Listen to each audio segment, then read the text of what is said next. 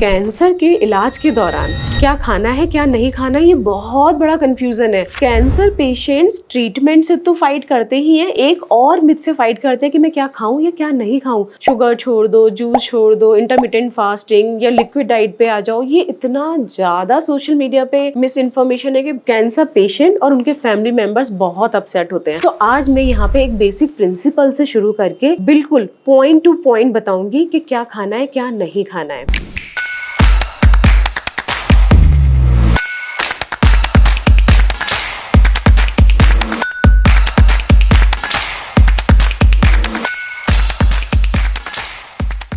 तो सबसे पहले तो हम समझते हैं कि कैंसर के इलाज के दौरान क्या खाना है क्या नहीं खाना है, इतना डिबेट क्यों है इस चीज पर। उसका रीजन है, जब भी कैंसर पेशेंट का ट्रीटमेंट शुरू होता है, चाहे वो कीमोथेरेपी हो या रेडिएशन हो, सर्जरी में खाने पीने की गाइडलाइंस अलग है, बट बेसिकली हम इस वीडियो में कवर करेंगे कीमोथेरेपी और रेडिएशन के दौरान खाना पीना। तो जब भी ये दोनों ट्रीटमेंट शुरू होते हैं, पेशेंट की इम्यूनिटी पर बहुत फर्क पड़ता है, स्पेशली कीमोथेरेपी के दौरान। जब भी पेशेंट को कीमोथेरेपी दी जाती है, तो कीमोथेरेपी के 7 से 14 दिन का जो विंडो पीरियड होता है, ये बहुत क्रूशियल होता है। रीजन, इस टाइम पेशेंट को कीमोथेरेपी से होने वाले साइड इफेक्ट मैक्सिमम पीक पे होते हैं। उनका TLC कम हो जाता है, उनका इम्यूनिटी वीक हो जाता है। तो इस टाइम पीरियड पे अगर पेशेंट ने खाने पीने में लापरवाही बरती या प्रिकॉशंस नहीं लिए, तो उनको इन्फेक्शन लग सकता है, उनके एडमिशंस, ICU एडमिशंस, बहुत सारा इश्यूज आ जाते हैं, कॉस्ट बढ़ जाती है ट्रीटमेंट की, पेशेंट की ट्रीटमेंट डिलेज हो जाते हैं। तो इसीलिए ये टाइम पीरियड बहुत क्रूशियल है। अब हम बात करते हैं कि पेशेंट फिर खाए पिए क्या प्रिकॉशंस लेने हैं। तो नोट डाउन कर लो, ये लिस्ट बहुत जरूरी है कि कीमोथेरेपी के दौरान या कैंसर के इलाज के दौरान आपको क्या क्या नहीं खाना है, स्पेशली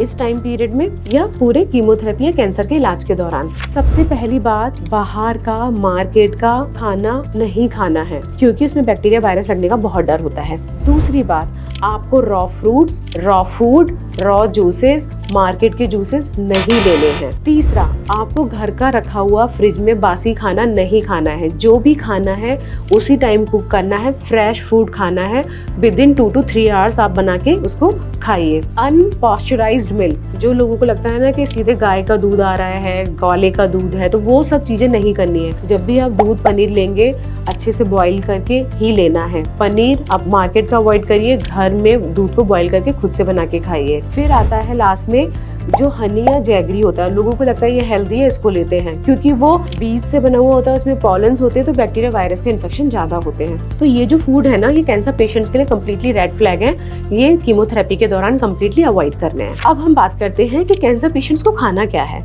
तो कैंसर पेशेंट्स के लिए एक थाली है, पैराडॉक्स प्लेट हम जिसे बोलते हैं, वो आप ध्यान से सुनिए, बहुत ही इंफॉर्मेटिव चीज है ये। आप एक थाली एज्यूम करिए, आपके पास एक पूरी प्लेट है, उसका 50% यानी कि हाफ ऑफ द प्लेट में आपके ग्रीन लीफी वेजिटेबल्स होने चाहिए, यानी कि ग्रीन कलर, ठीक है।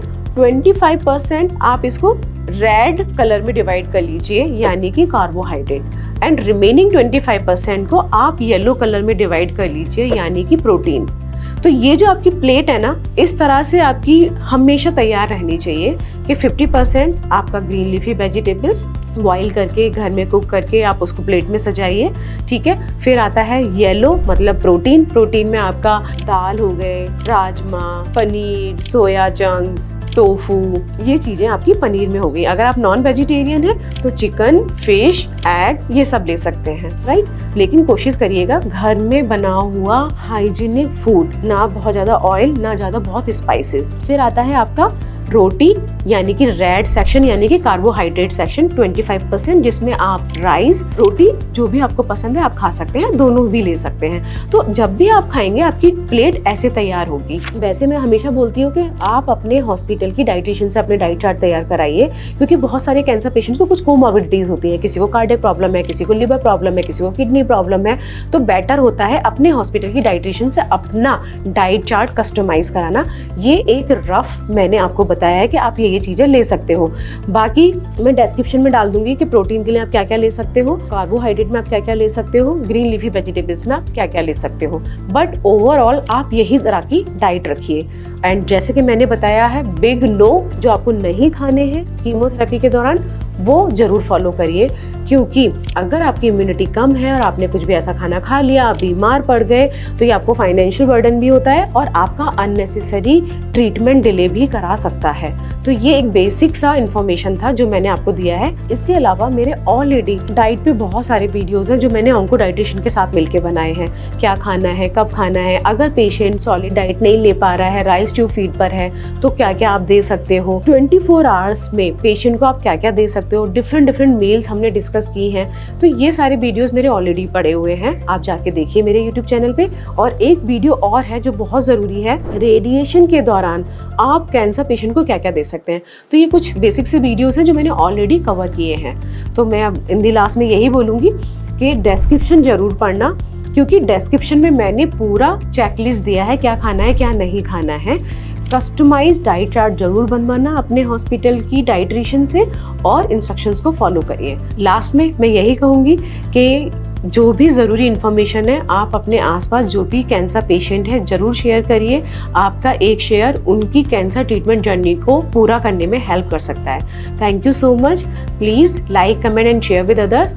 और अगर कुछ भी डाउट है तो आप कमेंट करिए, मैं रिप्लाई दूंगी। Thank you so much for watching.